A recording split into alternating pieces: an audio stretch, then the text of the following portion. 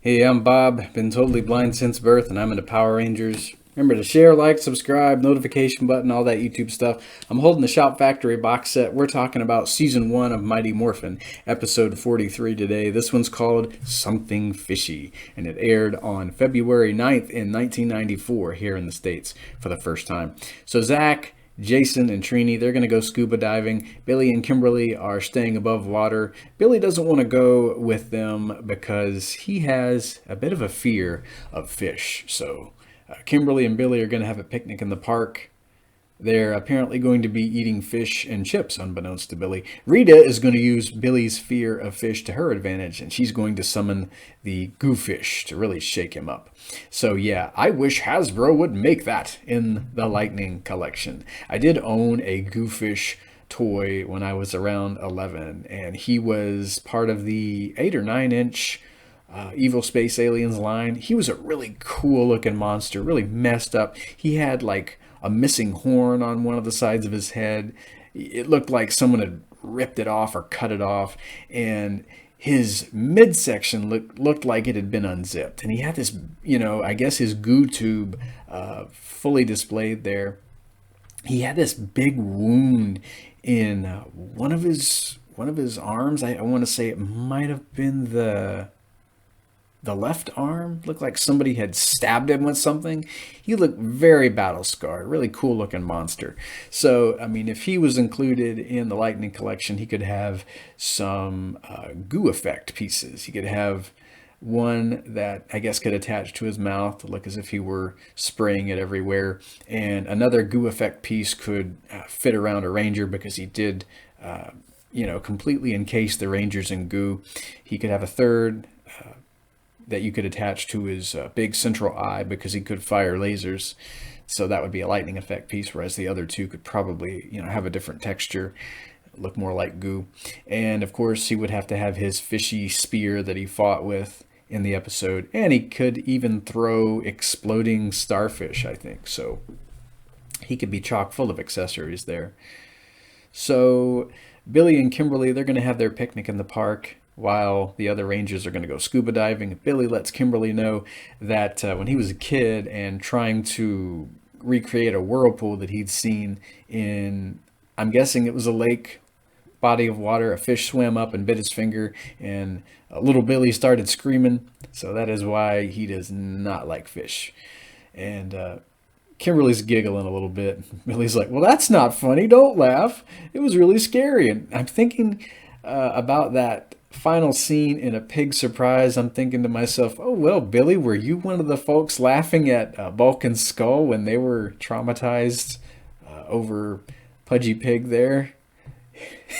But anyway, putties show up at this picnic, and the experience is over. And Kimberly and Billy, they manage to best the putties, go back to the command center, and Zordon lets them know that Goofish has been sent down. They morph into action, and Rita decides to cast a spell on Billy to ramp up his fear even more. So Billy is not able to fight, and he's just screaming, get it away, get it away, get it away. And good thing Jason, Zach, and Trini are coming up for air. Zordon lets them know what's going on. They morph, but things aren't going well at all. So everyone has to teleport to the command center and regroup. Zordon lets Billy know the only way to break Rita's spell is to actually fight the monster. So they go back into battle. Now Goofish has this squadron of putties with him. So some of the Rangers are having to battle putties, but Goofish, he starts encasing everybody in goo. So Billy's the only one left to face the monster. And of course, Big Bill being Big Bill, he does manage to face his fear. And I mean, Goofish is trying to encase Billy in goo, but I think he deflects the goo back at Goofish. So Rita makes Goofish grow. The Megazord is summoned, and it sounds like it's a really tough fight. Megazord is encased in goo, but the Rangers decide to transform this goo into energy. So Megazord is energized. He manages to stave off Goofish's attacks, summons the Power Sword. You know how it goes. That finishing slash destroys the monster. Rita's upset, and the episode ends with Billy and Ernie coming back from a fishing trip, and Ernie says the catch is going to be on the house. And this on the house shtick is going to come back to bite Ernie in a few episodes. We're going to see what happens as a result of everything being on the house. And well, Bulk manages to have his nose pinched by a lobster because I guess he's trying to get into their catch. So the episode ends with everybody laughing, including Billy. So that'll do for Something Fishy.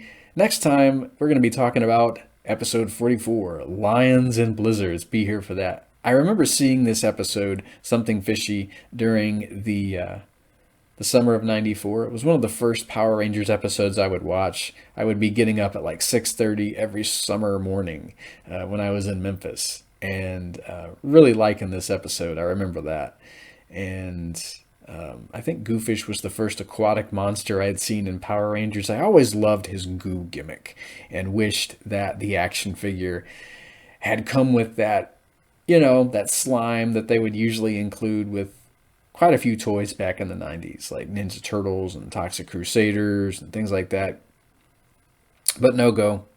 Not saying that the Lightning Collection version of Goofish would have to come with that, but some kind of rubbery goo effect that you could encase a Ranger in. That'd be cool.